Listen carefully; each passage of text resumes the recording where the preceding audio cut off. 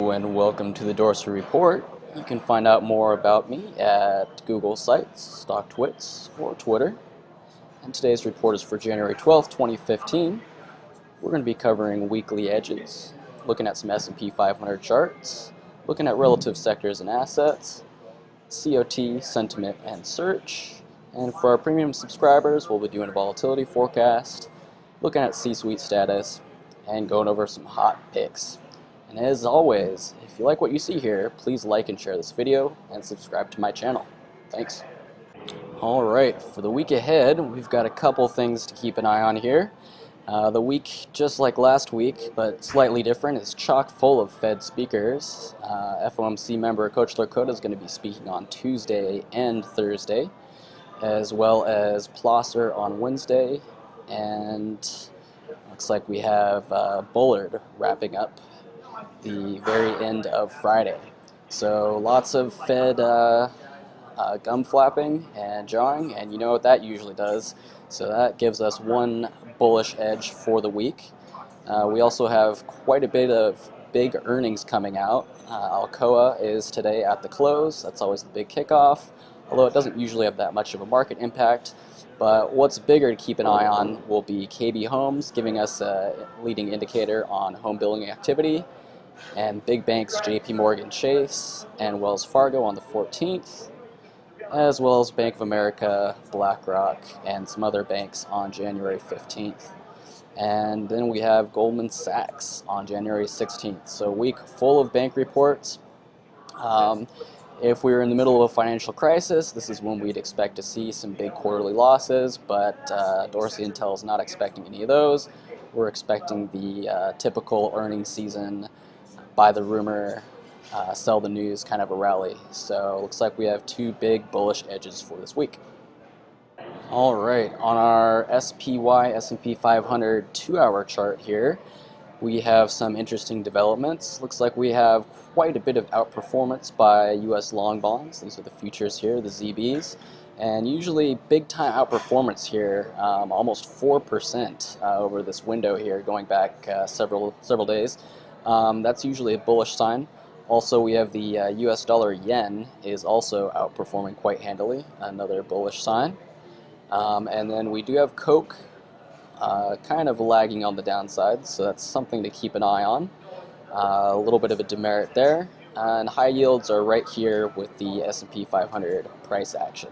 As far as the price action itself, we are flirting right now with some key levels. Looks like we're trying to break down below the key June baseline at 202.87 on the SPY, although we've yet to see a full long-term candle close below it, so we'll reserve judgment. Also, we've got a key Bollinger Band level, it looks like right there at about 202.87. So keep an eye on that 202.87 area. We definitely want to see some price action above it to become bullish again. And as far as the RSI goes, we are below 50, quite a bit below 50. So keep in mind that this 2-hour forecast is giving us a look ahead for about a month on just the daily SPY.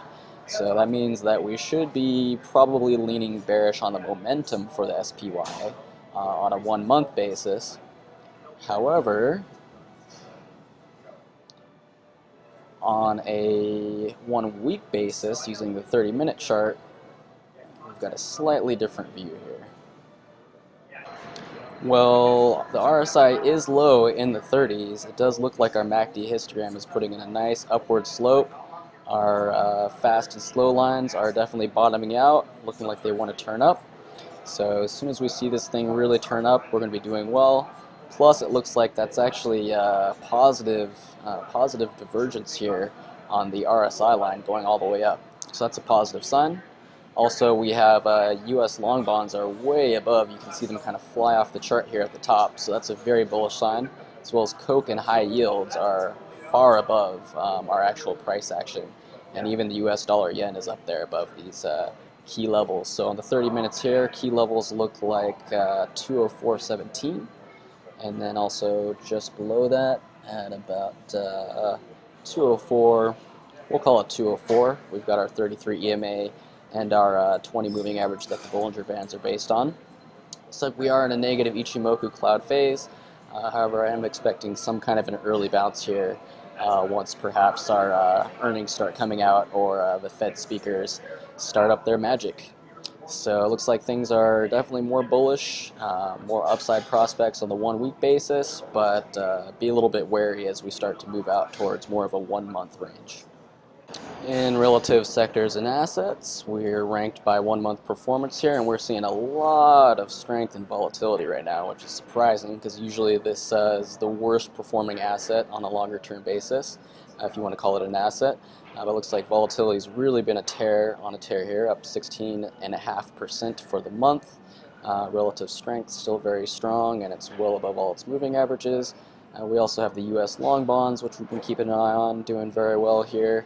As well as China, the gold miners, home builders, real estate, and the US dollar. So a lot of strength in all those categories.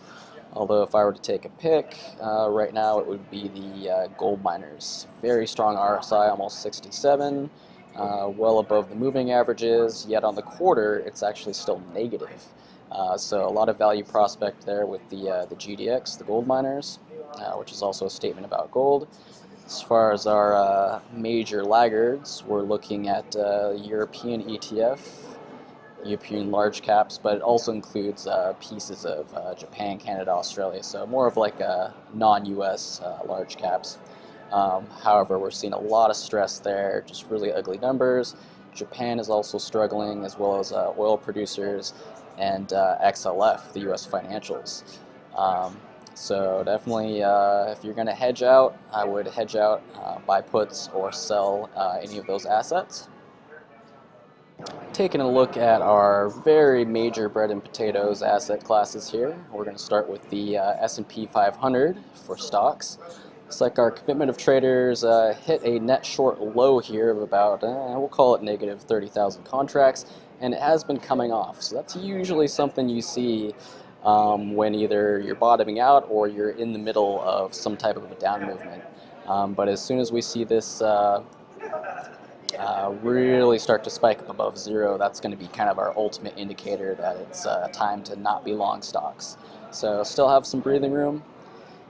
In terms of sentiment on StockTwits for the SPY, we are still at a very neutral reading here, about 52% bullish. So that means that we could have plenty of upside to get back up to kind of a contrarian level of, say, 68%. So it looks like kind of mid-upper 60% bullish. That would be a sign that too much enthusiasm in stocks, time to start selling. So quite a bit of upside there still.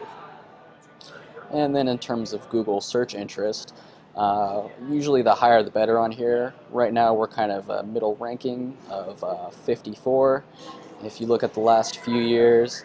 So not much intel there. If we see this really start to dip, that's going to be a warning sign. But as long as it stays elevated, we should be in good shape still. So it looks like stocks overall are shorter term bullish with room for caution as we move outward. And then moving out to our other bread and potatoes asset, bonds. Looks like the smart money commercial hedgers are net long, and they have been net long for several weeks now. Basically flat the last couple weeks, so not much of a development there. In terms of sentiment, take a look at the TLT, and looks like we're also very neutral here, 52% bulls, 48% bears. And on a relative basis, this is a very low reading. We are at some very bullish sentiment much earlier. So if you're taking a contrarian perspective on that, that's a positive sign for U.S. long bonds as well. And if we look at what search interest has been like, this is actually inverse relationship. The lower this indicator goes, generally the stronger the buy signal for bonds. The higher it goes, it's usually a sell indicator. As we saw here back in 2011, we had some very large spikes, which were actually the top of the bond market at the time. However, right now we're relatively low, down at 41, and we just printed 52 for the last week. So on a relative basis, that's still very low, which means that bonds are actually pretty good value buy right now. So it looks like in terms of search interest, U.S. long bonds do have an edge over treasuries. Definitely have, or sorry, over stocks, U.S. stocks. And in terms of the commitment of traders, also looking more positive for the U.S. long bond, and sentiment for both is neutral.